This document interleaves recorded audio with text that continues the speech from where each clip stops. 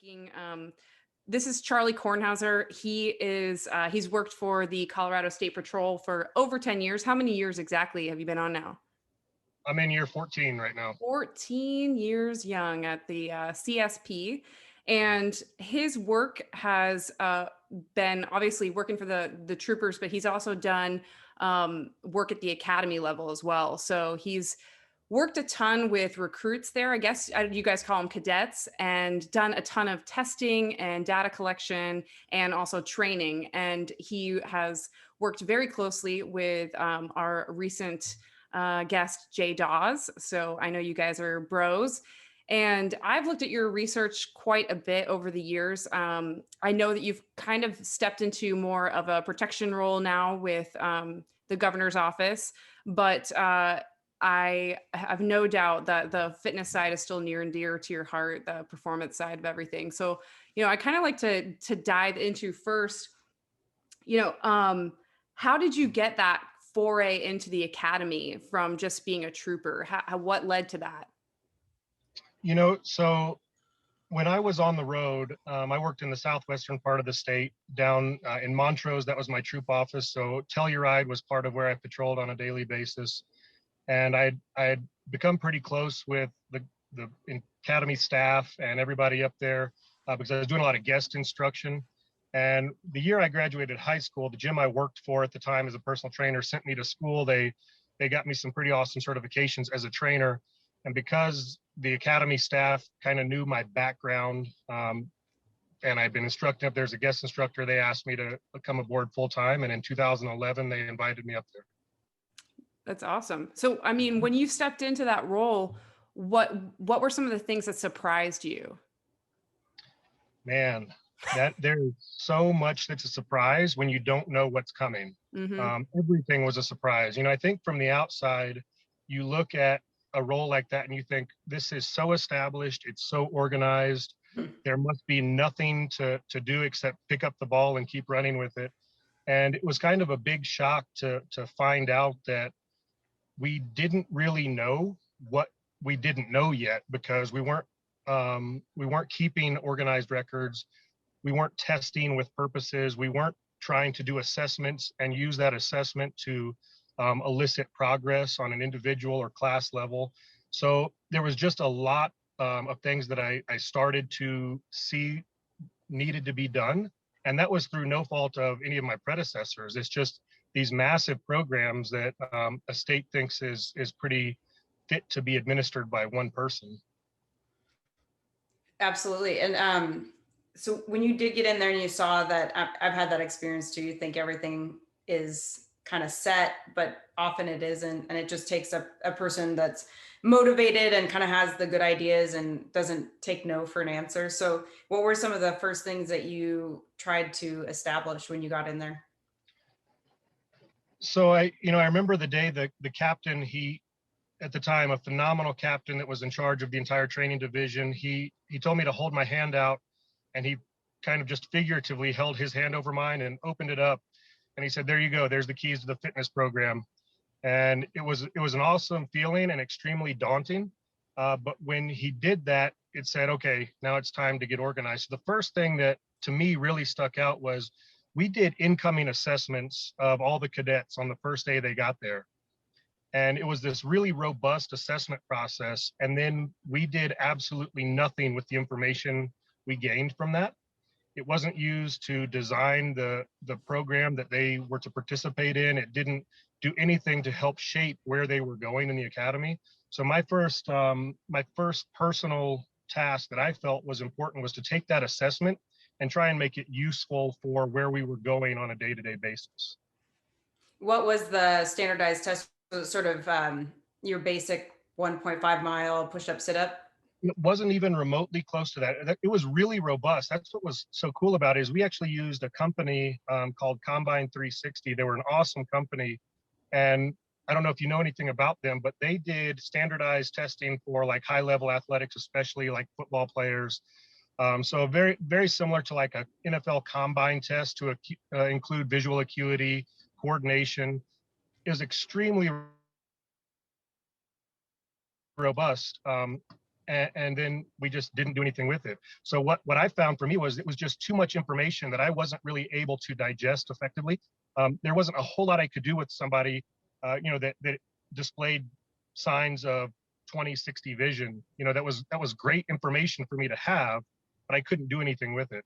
So I just tried to take that and make it a useful assessment for us, and that became just getting that boiled down to what was useful and what wasn't was a project in and of itself to find out what a good assessment or what I thought a good assessment would be.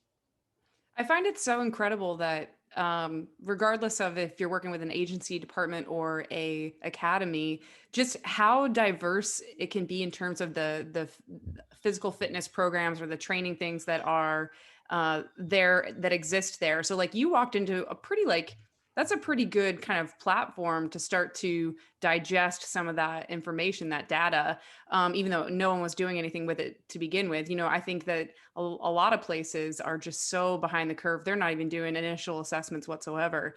So when you were looking at that data, or as you started to kind of digest some of that, what were some of the themes that you saw? What were kind of like the things that popped out at you as maybe being deficiencies or things like that?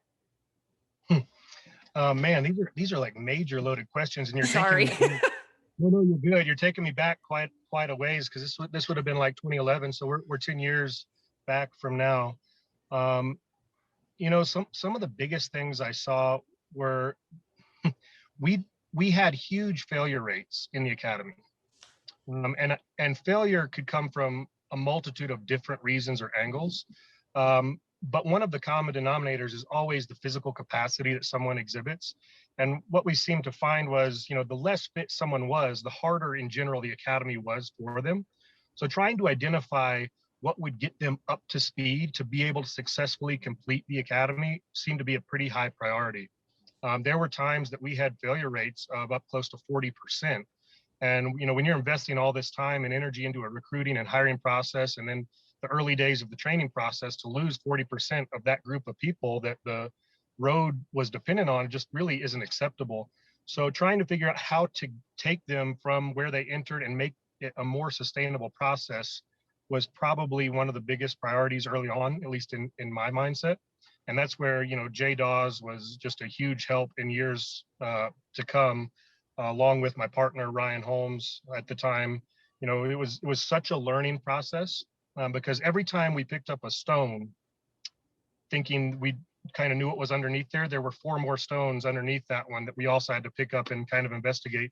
So getting down to these root symptoms and causes was so much more complex than what it would seem like. I think we all go into stuff like this and we think we know what needs to happen, but the fact of the matter is we just don't know what we don't know. And it was a really cool process, but a really daunting and in-depth one. So you were seeing people who are less fit having issues with like the academic side and the tactics side and firearms, all that? Absolutely. Yeah, absolutely. And what we tended to find over the years was, generally speaking, obviously there are outliers for everything, but generally speaking, the more fit the person, regardless of male or female, the more successful they were across the board. And I think to some degree, there's that, just common sense, sniff and see test, and it looked like what it was. And generally speaking, they were just more prepared overall. And because they weren't physically behind the curve, it allowed them that a little more headspace to remain mentally above water also. Whoop. Sorry, can you guys hear me now? That's such a huge theme in police work, where you you have this physically demanding task, but if you're fit enough to withstand it, then you're able to make cognitive decisions under that stress, and it's not a foreign thing that whatever that if it's a lactic threshold or something like that, it's not something that's going to overwhelm you during that time. That's what I find so Right. fascinating. And Lexi, of course, took the words out of my mouth, which is, she kind of softballed it to you, which is like, just because these folks were fit, we're not saying they're just successful in terms of physical performance. It has this sweeping effect, and it manifests in all these different aspects. And I think that's a huge thing that you can see, when it comes to on the street, but also, a thing that we talk about a lot within leadership is, it's not super common that you find someone that is an excellent leader, has a lot of confidence, has good rapport with both the community and their officers, who's just a pile of shit. They typically take care of themselves, they carry themselves in a certain way. And yeah, so I think there's definitely some overlapping themes there. I don't know if that's something that you also kind of saw at the academy, just in terms of personality type and people who sort of rose above. Yeah, I think generally these are just major life lessons, Mm, right? Like people that are willing to put the work in and dig a little deeper and work a little harder and sleep maybe slightly less, or at least pay attention to how much they're sleeping.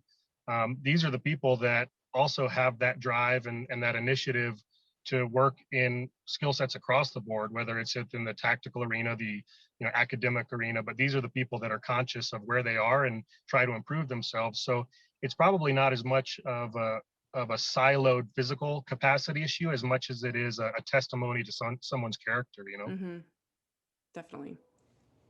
So once you took all that information and you kind of started to cherry pick what was important. What were the things that you ended up with? What was the testing that you ended up with? And then if you could speak a little bit how that translated into a longer term training protocol for your Sure. cadets.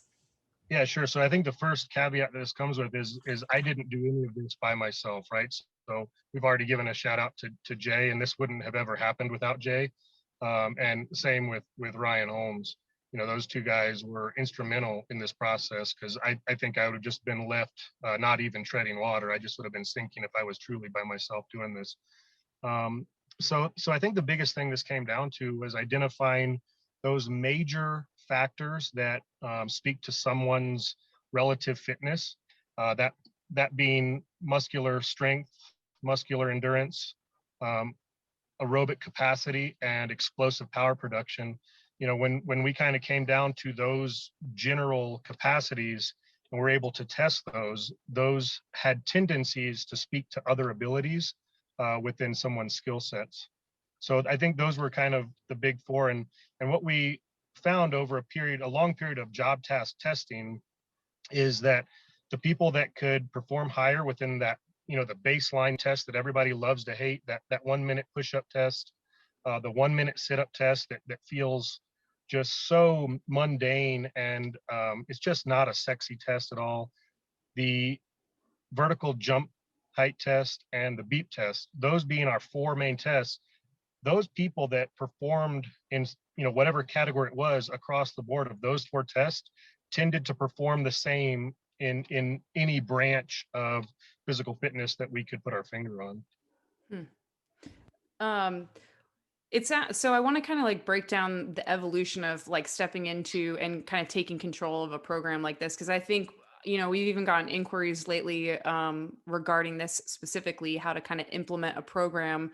But as I see it, someone creates the opportunity for you, someone gave you the proverbial keys to handle it, and then you, through kind of analyzing how things stand, you determine what culture shift or what focus needs to happen in order to drive it in the right direction. And then I think then you kind of come up with a training emphasis based on that. And you talked about the points of performance that, muscular endurance, strength, et cetera. So, based on those things, did you then translate that into training? So not just a diagnostic of everything, but how did you then translate that and implement a training program that attacked those maybe deficiencies? Yeah, so um, fortunately, the NSCA was an amazing resource for me throughout this entire process, and I was able to. Nothing I did was original, right? Everything I did was stolen from somewhere else, and it was just a matter of taking what we needed from someone else and making it work for us. So ultimately, what I found was a block periodized model worked very, very well, and but we came from an area where there was no planning whatsoever. Whatever the workout was going to be for cadets that day before I got there, that was made up either the night before or the morning of by whatever instructor was running it that day. So there was just no general focus on where anything was going. And we went from that to a place where I could figure out that we needed to have some type of model to get from A to B. And once we knew what B was, what a successful completion of the academy process looked like, then it made it fairly easy to block periodize a model throughout the entire academy. And the thing that I would emphasize there is fitness, physical fitness, in my estimation, is different from an academic curriculum in that in two ways. One is every day that you train, it's a high risk training process. You know, you're subject to injuries across the board from either bad training methodologies or habits, or undue fatigue, or just the fact that we have people of massively disparate skill levels in the same class, and we have to train to the lowest common denominator. So because there's such a broad spectrum of abilities, it's not really possible to create a day-by-day curriculum throughout an entire academy. We have these variables like fatigue that come into play when a cadet class is, or recruit class, whatever nomenclature we want to use, is out till midnight the night before doing some realistic type training. Well, maybe the next morning when they come in, we might have had real heavy power clean day scheduled, but neurologically speaking, they're just not up to that task. So we have to have a little bit of flexibility, yet some type of model dictating where it is we're trying to go. And I think it was just a matter of marrying those two concepts together, and understanding that it's very easy to say, well, we can't have a solid curriculum, but that doesn't mean we can't have a plan. And it was just having and utilizing the resources around me to make that an actual thing. Take it from nothing at all to some type of plan, to at least have a regimen for how we get to where we want to be. Mm-hmm. So 2 questions for you. One is, in your tenure at the academy, as you were developing this plan and making it more specific, did you see the failure rate drop because of getting everybody kind of on a plan and up to speed? That would be my first question. My second question is, were you able to track some of these people into their in-service time and see if they kept up on their physical training? Yes and yes. Next Both question. Of those things. Yeah, we actually were able to do both. And again, I'll thank Jay for crunching all the numbers on that, because I think what anybody in the role I had would find is, when you're dealing with the day-to-day of not just training cadets, but also having incumbent members and return to duty injuries and remediative training all coming through your office, the ability to crunch the numbers on these otherwise very important things, it just gets pushed to the back burner. So Jay was able to do that, and that's where a lot of those publications come from. And ultimately what we found is, I think at the conclusion of everything, those people that training was already important to when they went into the academy and they already came in ahead of the curve, those are the same people that are sticking with it, and training is important to them after the academy. But as an overall aside, people are who they are, and I think we can do our best to help them, and we can provide them the resources. And sometimes we'll get those people that have a true desire to do better, they just don't know how. We can help them in the future.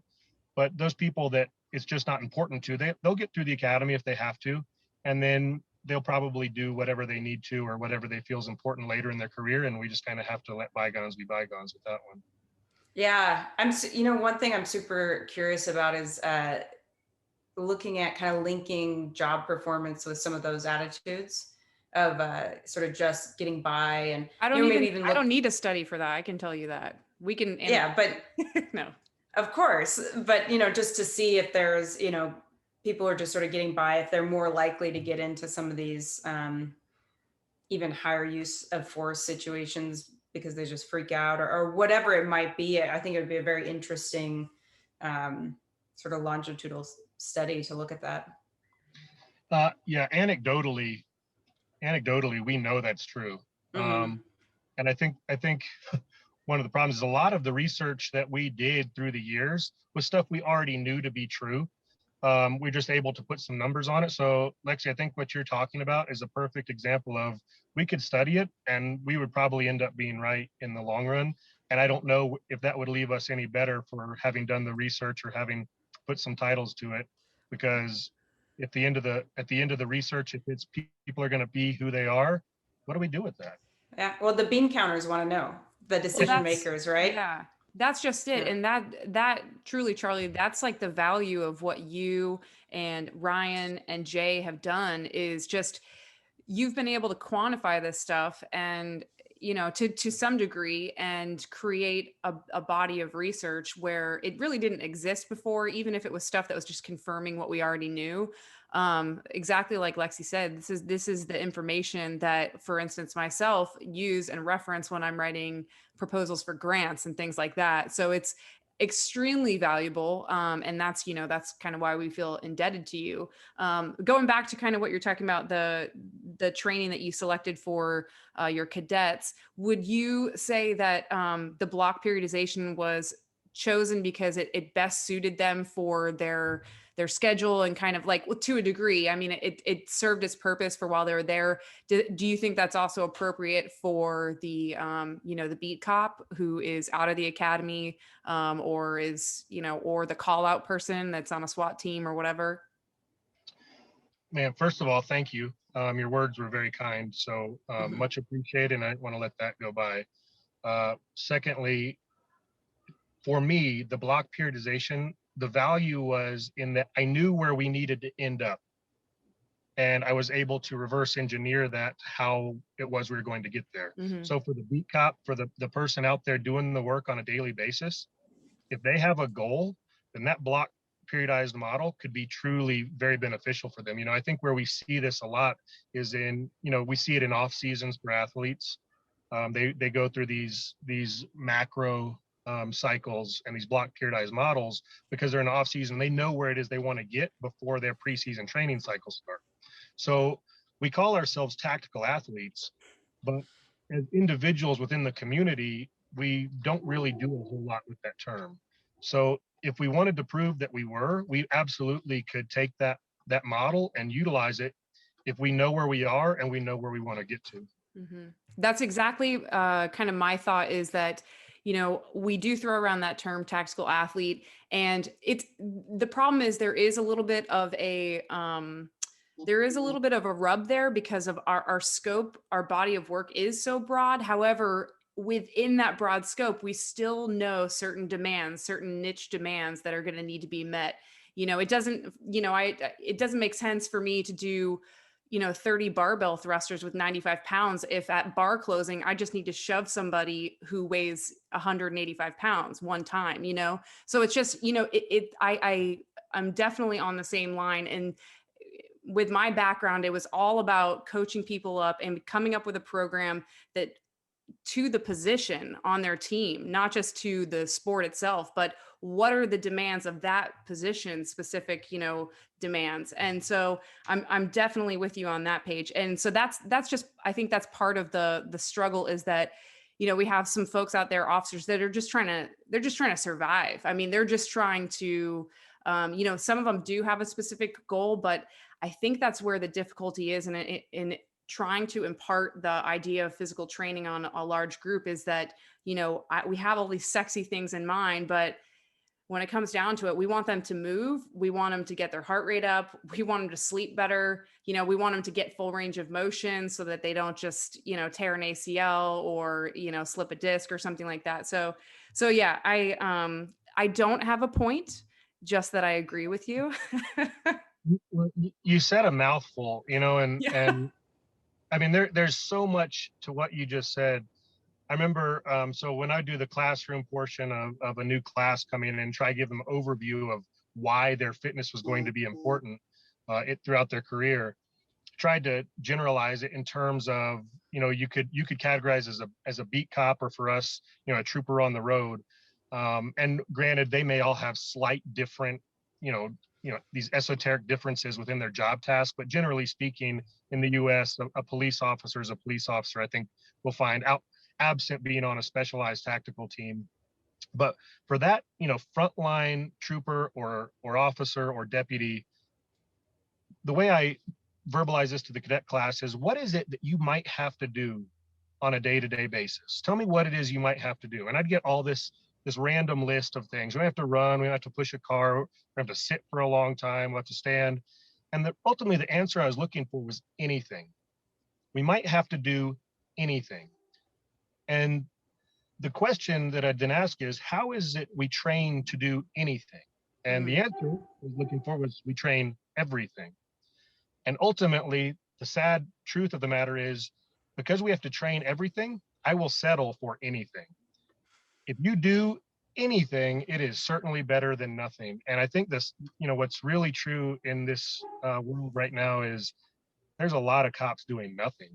And like you just said, Callie, they're just trying to survive on a day-to-day basis. Their world is not comfortable. It is not fun. They're working massive amounts of hours. They're picking up the slack for the cops who decide they don't want to do this anymore. It's not for them. And straight up, I don't blame them. I understand it's not for everybody. And I think more power to them when they realize that and decide to leave, because at least it allows us to know what we're dealing with, and we don't have to worry about the person to our right. And I hope that's the case, because hopefully that person is just doing something on a day-to-day basis. Yeah, and I think you just said, I love that quote. How do you train for anything? Train everything. And that's just so hard to wrap your mind around for someone who maybe doesn't have a training background. But I always think when I'm talking to new officers is not only what are you going to do on a daily basis, but what's the worst thing you might have to do? Like the most life-threatening thing you might have to do. And do you want to be competent in that moment? Or, especially today in this environment, I go back to like, are these cops that aren't staying fit getting into things that make it to national news, or all those things? And I really look at being fit as more than just your body, but you're worried about your mind and your wellness and all that stuff. But I think there's such a large kind of weight over us all to train for that situation that might be the worst possible thing to do, and so that's hard, because most officers really, I mean, when we really look at the data, they sit in their cars 80% of the time, and are doing stuff that really isn't physically demanding. But then that, I don't even know what the percentage time would be, the 5% or less that you're getting into these use of forces. You're having to wrestle with someone, you're having to take them down, you're having to control them with your hands, which is a hard task to do. Are you ready for that moment? And that training is a lot harder than just sort of the bare minimum. So I don't know kind of if you've thought about that, or if you've addressed that with your new cadets. Yeah, Lexi, my partner Ryan, he had some words for these early cadet classes, and it was pretty awesome every time, because he always said, if you knew you were going to be in the fight for your life 6 weeks from right now, what would you train differently than what you're training at this moment? And everybody always had these super specific answers for him. I mean, they could tell you what they would train differently. And then he'd just ask the simple question, do you know that fight isn't coming? Yeah. So why aren't you doing that? So yeah, you're 100% right, Lexi. There's no doubt about it. And we've definitely been down that path. And, going back to the academy process, that's one of the things that we actually were able to train specifically for, was the Red Man experience. So for us, the Red Man experience is definitely an apex physical experience and emotional experience. And for those few people that have witnessed it at our academy, it's a very different process than anybody else could probably visualize within their mind what a Red Man experience is. And when we realized that was the apex physical experience, and we had to train people for that, they were essentially training for the fight for their lives up to that point. And for those listening that aren't law enforcement officers, can you just address what a Red Man is? Yeah, so Red Man is probably the best way to try and explain that is, we make decisions based upon our perception and our experience. And Red Man is the experience that gives someone the perception and the ability to articulate how far they are able to go physically from a use of force perspective, so that they can then justify having used higher force options in a deadly force encounter. So if someone hasn't ever been in the fight for their life, they don't know how far they're able to go. So them pulling the trigger because they were in fear for their life may not be a very meaningful statement if they have never been there before. So this Red Man experience just takes them to that level. It's a hugely emotional experience because it's where people begin to question, at least in our venue, their mortality a little bit, and they're able to understand what it feels like to fight for their life. So it's not the first time they experience it, if and when it happens in the field. Yeah, we've been playing around a little bit with, there's that red man, but even just different kind of stress inoculation type of things. Because a lot of the use of force you end up getting into is just like trying to get someone in handcuffs. They're not necessarily punching you or kicking you. They're just trying to get away, and like playing with having to keep hands on, and just even, I don't think the general population realizes just how hard it is to not let somebody get up off the ground. Yep. And you put a new officer into that situation of like, okay, there's your role player. They're going to try to stand up. Don't let them. Yep. Something as simple as that. And you don't see many people succeed. I love in movies and shows, every time a cop takes somebody to the ground to put handcuffs on them, their hand automatically goes behind their back and then the cuffs are on, because it sure does illustrate what it's actually like in real life. Yeah, and it sort of makes me think of a lot of the demonstrations that we've done too, where you have these, you got your arrestee, and then you've got all of his bros, his de-arrestee folks trying to yank him back into the crowd, hit him or her, and so then you're dealing with that side of things, which is, that's pretty unique to the times we're living in right now. For these big demos, that's very commonplace. They know exactly like what's going. They're listening to the radio, so they know who, typically they know who we're trying to arrest based on description. So they'll even just hold on to that person's backpack and get ready to already prevent it. So it's, it is a can of worms. But I don't know how it is in Denver right now. You guys have stuff going on pretty much every weekend? Oh yeah.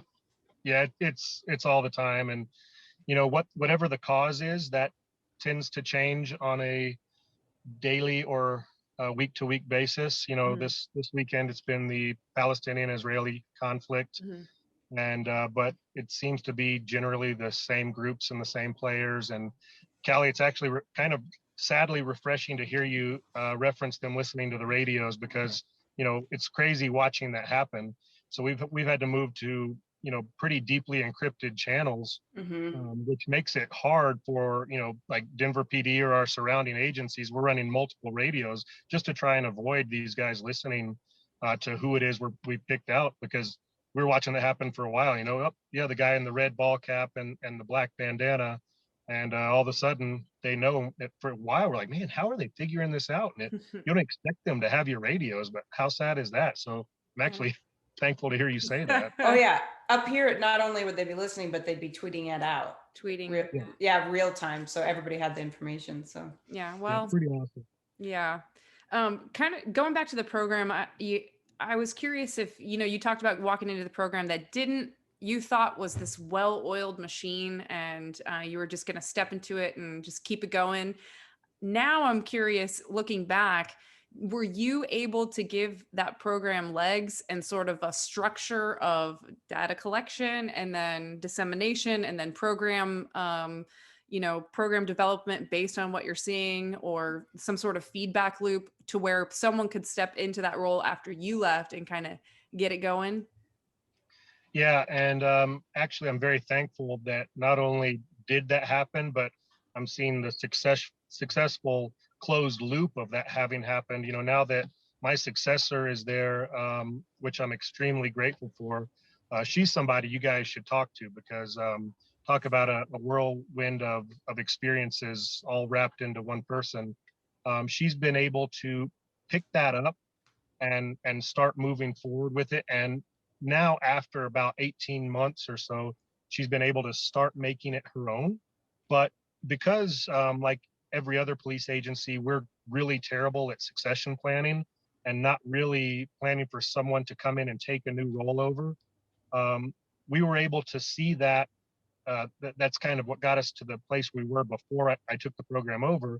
We're able to make plans for that in the future and really make it a curriculum-based model, so that anyone that had some type of clue what physical training was and what it looked like could take it up and pick it up and start moving forward with it. So my successor, her name is Brittany Wheeler. She's been able to do that pretty successfully, and we talk on a regular basis, and she still has questions every now and again, but she's really started to make that program her own. However, she's taken it from a place where it was a curriculum based, program that was in writing beforehand. Mm-hmm.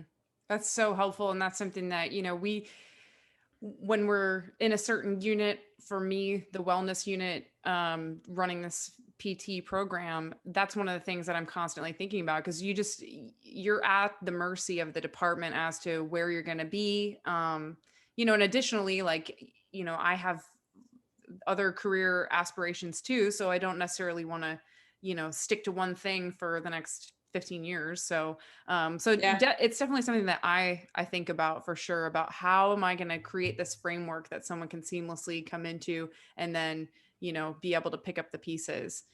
I'm not doing a very good job. Well, I think you talked about it too a little bit. In the beginning, it's just like, a new person would come in and they'd be like, oh, it's Wednesday, we're going to smoke your legs, and I do think that we see that a lot, is like, so how do you plan it? That there's at least a general framework so that it can continue, because if you don't, all that data collection just goes out the window because it's not standardized.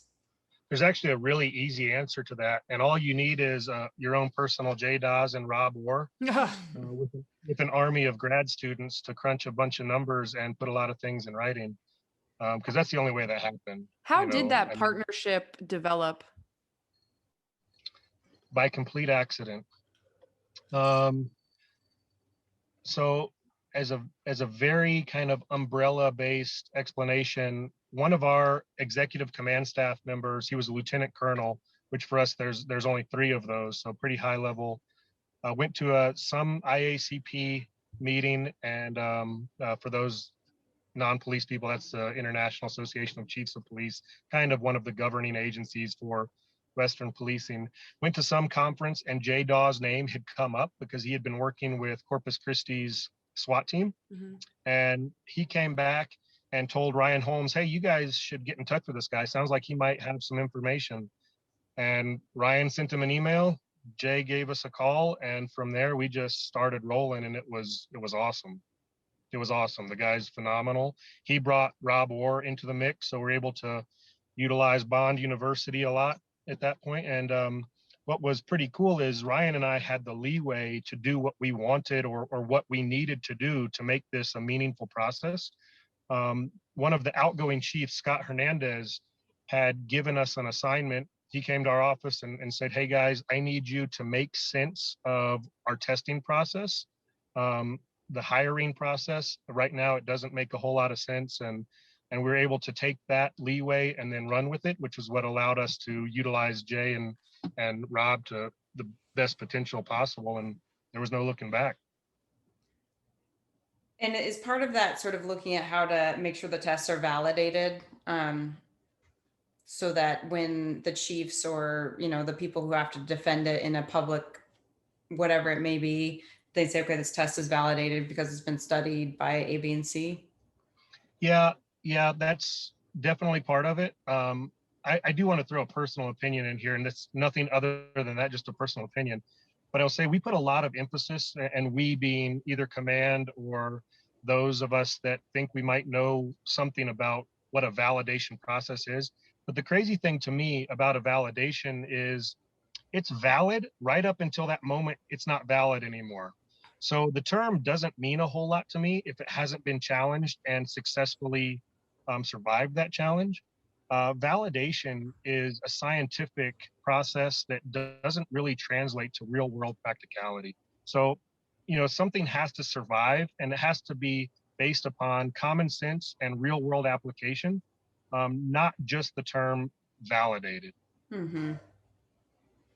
Well, I think that goes again back to the people who are making the decisions. They always want such a black and white answer when oftentimes it's very hard to give one.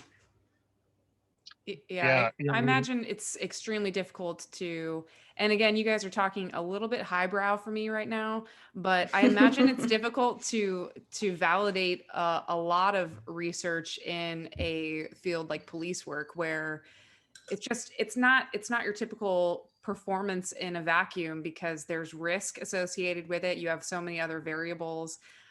I don't know if I'm making sense if that's what you guys are referring to, but I think that's what you mean in terms of Yes. retention? Okay. All right. Well, and absolutely. And Callie, to your point, like some agencies' policies are different as far as like how many people you need to contact somebody, you know? Yeah. Do you have a partner? Are you doing these tasks where you might be hands-on with someone, with somebody else? Are you all by yourself in the middle of nowhere with your backup Mm-hmm. 10 minutes away, you know? So I think it's extremely hard if you're going sort of on a macro scale to validate anything for police officers as sort of an overarching Right. Overarching category. training themes or Yeah. whatever. Yeah. Yeah. Yeah. Okay. I get it. I was just asking for a friend. It's fine. I like your attachment to the term highbrow. I think that was time number two. Dang It's a it. good one. uh, Charlie, is there anything else that we didn't ask you just that's kind of like tickling at your brain that, you've wanted to talk about throughout this conversation that we didn't touch on? And I have very little of value to add left to my own devices. So really the only things that I want to tell you about are things you want to know about. So I'll tell you this, I'm happy to talk anytime. I feel like we kind of have skimmed the surface and we can go down a rabbit hole as deep as you guys would like to go. You know, if we go back to Lexi's conversation about validation, we can go down that rabbit hole and go really deeply into any one of these things. We can dive down into what a program looks like. We can look at what the safety measures are like, or what an agency's policies, how those should potentially drive what their training programs look like. So I'm happy to go down any one of these holes because we just have really kind of blanketed over the top of this whole topic. And man, this one goes deep, as deep as we want it to, and it's one of the few topics that really uh, transcends skill sets and processes, because the only common theme that we bring into every situation is us and our own bodies and our own abilities to intervene in a situation. And this conversation is the driving force behind how well we do those things. So you guys name what it is and we can talk about it. Well, I love that. And we're going to take you up on that. We're planning actually for our listeners to do sort of a moderated event specifically on training for law enforcement. And I think that you would be a great addition to that. And I think just to tie this in a little bit to what we're really keen on with the leadership aspect, that you probably won't say about yourself, but you went into a situation and nobody gave you a blueprint, and you saw something that needed to be done and you just did it, and you found the resources. You didn't think that, that you were the expert. You found the resources to make it happen. And I think anyone listening that is in a department or even just a civilian that, you know that it can be done. You got to have the enthusiasm and you have to find the people to help you. And I think it's amazing that you were able to do that. Well, you just Definitely. you just said it. You just said it because none of us have the abilities to do this on our own.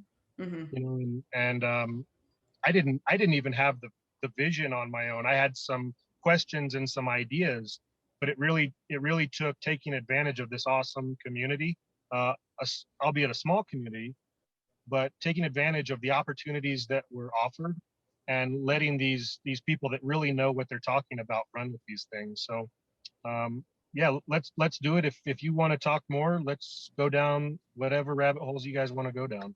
Here's a question for you. For those departments or state agencies that are maybe getting away from having some of those physical fitness standards or plans, why would you say that it's so important to have it during the academy setting? I feel Because like we this only is get like, older. sell me this pen. Sell me this pen.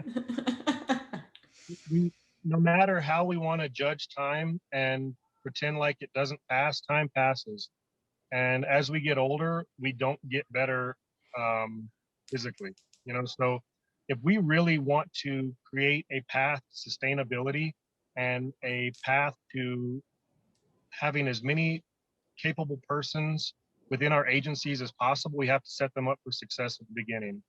And we don't do that by starting behind the eight ball with less fit, less capable personnel. If they can't perform the day they show up, it's not going to get better 25 years down the road. And kind of like we talked about in the middle of this thing, it's just something we already know is true. We don't need a whole lot of numbers to support that. Although in this specific instant, we have all those numbers for sure. We can look at what the average rate of decline is as years pass, but it doesn't get better. And us ignoring it is not going to make it better either. The only thing that does happen there is we run into these compounding long-term issues where these physical deficiencies lead to less and less capable decision-making instances and higher levels of use of force and more lawsuits and less funding. And it's this rabbit hole, this snowball that's all compounding on each other that just leads us to the conversations that the legislators are all having right now about the value of law enforcement. So that might be a pretty pessimistic answer to your question, Lexi, but that's how I see it. No, it's right on. I do have a more specific question. So when you talk about testing and training and kind of getting some data regarding like muscle endurance, strength, all of these performance feedback type things, what are some of the biofeedback tools that you use to quantify that? Are you doing heart rate? Are you doing VO2 max? Are you doing what are you doing in terms of like lactic threshold, something or other? What are you doing to kind of quantify some of that stuff? Yeah, so the three basic measures we used is one is a heart rate monitor on everything, Mm-hmm. two is a Zephyr bioharness, and three are physical performance correlation methods, where we could do an estimated VO2 max based upon a 1.5 mile run or, any other aerobic capacity test. But, it's the correlation of those three processes that really lead to actual physical measures of how someone is performing. Did you do anything for power? Trying to think. Trying to think what we did. As far as yes. So you'd have to talk to Jay more on how he did like the linear regressions to get to the numbers, arrive at the numbers. But we did some power production models through both broad jump and vertical jump height. We didn't ever use force plates, although we talked about it a lot. Mm-hmm. And then we did do some correlations to acceleration with those performance measures, like I already mentioned with vertical jump performance. Yeah, he said he did. I think he said he used a SEER equation to normalize for gender and body weight and that kind of thing. So, yeah, right. Who's highbrow now, Callie? No big deal. Just reading it off my hand. Just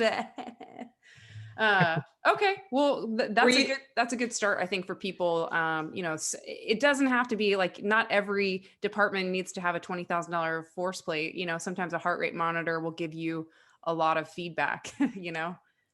Were you able to use heart rate monitors in your Red Man situations as well? Yes, yeah, we've used both heart rate and like the Zephyr bioharnesses, which is awesome to watch that data stream in real time, especially when you're looking at things like the physiological burden versus the mechanical burden through those combat experiences. But yes is the ultimate answer. Yeah, I'm curious if you looked at, and I think this would maybe be complicated, but let's say you take a physically fit person who's scoring high on all of the things you put them through before. I'm right here, Lexi. You can use my name. That's fine. In a Red Man situation, and then somebody who's also, maybe scored high, but also has some like combat experience and looked at differences in their heart rate and generalized exertion. Yeah, I would have to show you what the Red Man process that we do looks like for you to have a full understanding of it.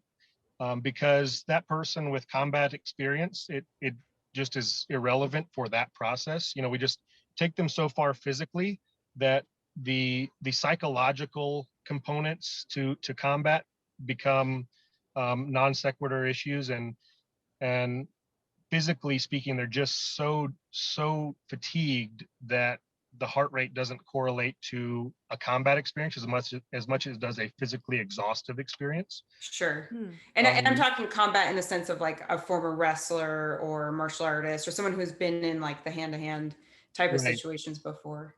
Yeah, and we have actually had the opportunity to look at both of those and compare them.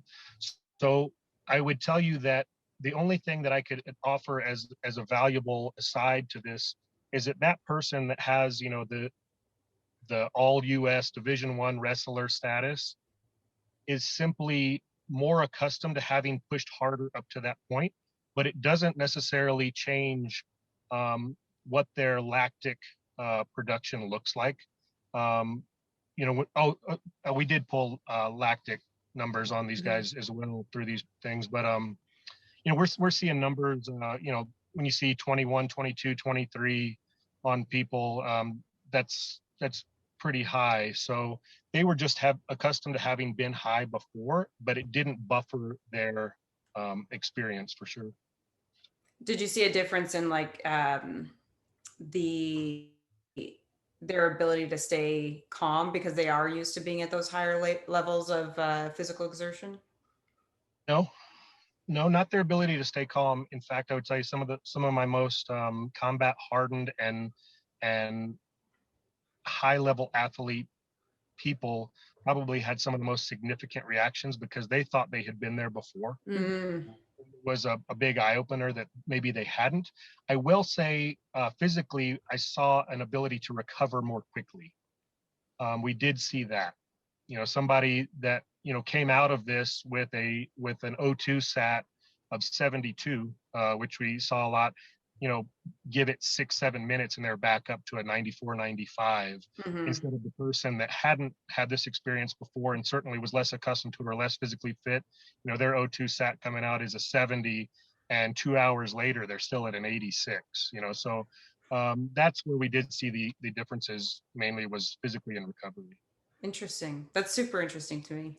It was pretty Um, cool. It was cool. yeah, I like that. And I love that you guys looked at that because those are the places my mind goes immediately thinking about it. Um, and then what was I going to ask? Callie, you go because it'll come back to me. Well, I have a question ready. This one's a little bit more broad, but uh, when when you talk about reaching out to people in a network, like you reached out to folks to help the program along, if you were going to provide like a template, like, hey, you should have a this guy, you should have a this guy or this gal. What are, you know, if you're going to have like a handful of people in an ideal setting who are experts in a certain arena, what would those people look like? What would those mentors look like? Man, Kelly, that's an easy one. Um, you've been throwing me all these Damn super it. complicated ones. The first thing you need is a champion within your agency. You need somebody that is going to help you accomplish what it is you're trying to do. Hmm. Because, you know, I talk to a lot of people that have these newfound roles, and they have these grand ideas, but no one else in their agency, their command included, want that. So they can get all the outside support they want, and it's not going to make a difference to their agency. Hmm. So the first thing is an agency champion. The second thing is a peer that is in a similar role to them in a distant or outside agency from them, someone that they can kick ideas off of, someone that can say, yes, I've tried this before, or no, I haven't, but it sounds like a good idea, Hmm. but just a peer. The third thing they need is an academic resource, somebody that's able to say, scientifically or medically speaking, this is a good or bad idea, and here is why. We Um, don't need that. you know, I don't need no, we certainly, we're cops, we know all the answers. that. And you know, from there, if you can get those three things in place, that network will grow exactly like it needs to. Mhm. And for a slightly harder question, what is the meaning of life, would you say? Sorry, Lexi, Oh boy. did that buy you enough time to remember your question? Oh, I had remembered it like 2 words into your question. Oh, okay. But so going back to your red man, just because I'm very interested in how you guys, every agency sets these up because it seems to be so different.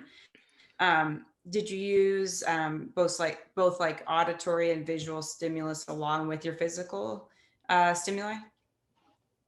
So like lights, sounds, Oh, I and Screaming understand. tapes. yeah. I definitely understand the question. I'm trying to think of how willing I am to answer it in this format. The beauty of this process is it's something we hold very close to our chest, Yeah. um, for many reasons. The least of which is that, man, I'm afraid that if somebody actually gets it out there, that some human rights agency will step in and say we can't do it anymore.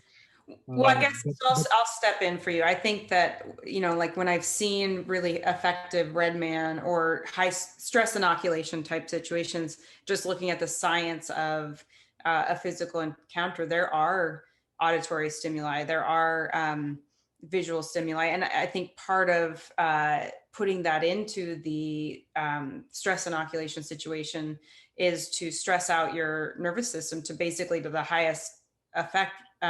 Because sometimes you get in use of force and there aren't all those extra things, but you're still running on as high as you possibly can because it is a life or death situation no matter how, what. how about I answer that question with a question, and I'll say that yes, man, that is extremely valuable. But what would it look like if you took someone's ability to have those senses and you took all that away? Oh, that's heavy. Scary. Yeah. Fine. I think it'd be fine. I no, I'm imagining because you're holding it so close to your chest, I'm imagining that the Colorado State Patrol, the academy, it's like you go into a room and then like the red man comes out and then he like takes his helmet gear off or headgear off and he's like, I'm your real father. And then it's like and then you have like this emotional breakdown and then he proceeds to kick your ass and it's like that's what I'm imagining it like is this whole other level of psychological warfare where you're like yeah no one's prepared for this. No, that and it's kind of a Luke, I'm your father moment for sure. I will say this: I've seen a lot of red mans. We've done a lot of red man research, and when we were looking at where's the value of red man and what is it you're trying to accomplish in the red man experience, um, we put a whole lot into it, and it's very very different. It has to be as valuable as we need it to be. Because at the end of the day, guys, what we're doing isn't a game, and Mhm. here in Colorado, much like everywhere else, we'll take one trooper and put them in a car hundreds of miles from their closest backup. So for that person to be prepared, it's not a game, and we couldn't treat it as such when we were designing this red man. They had to be at this place before it was a real life experience. I 100% agree. And I'd be super interested to look at maybe offline some of the research you guys have done into that. Yeah, please. Yeah. And we can Well, talk about it hypothetically and Hmm. covertly Totally all get at the it. same Yeah. time, and make questions out of answers as much as you want to. But yeah. Hmm. No, Charlie, this what a great, I mean, that's inspiring in and of itself. I hope that we get to a point back as a department in continued training, post academy training, where that is still, a thing that we're dosing appropriately. It has such potency, that even once a year or something, some sort of very high stress. I mean, we'd have to go through our guild and everything just to get just to get permission to do that stuff. But it's definitely inspiring what you've done out there, and the conversation alone. I hope that we get a chance to talk again and go Yeah. down some of those deeper paths and talk a little bit more about the And specifics of the research. yeah, and will say if you're an officer and you're listening to this conversation and you're hearing these sort of vague ideas of what a, a Redmond is, but you can hear it has to do with stress inoculation, and you're thinking in your mind, I've never been there. Find a way to get there. Like even if it's doing something out of your comfort zone, go to a class that scares you. I don't care what it is. Get out of your comfort I zone. want you to hit me as hard as you can. Just try. I, Yeah. I'm willing to take anybody up on that offer. You Yeah. you have a plane ticket, and I promise I'll come out and oblige. Yeah. That's great. Well, I know you're in a car, so I don't know if you're at the longest traffic light of all time or I got a lot of pissed off people behind me. I'm sure. I'm sure. Well, thanks again, Charlie. And if we want to reach back out to you, do we have your permission to assault you with questions at any time? Anytime, hit me up. Excellent. You're Thank you more very, than very. welcome. I appreciate the opportunity, and guys, you've made this fun. So Lexi, Good. Callie, thank you. Thank Absolutely. you very much.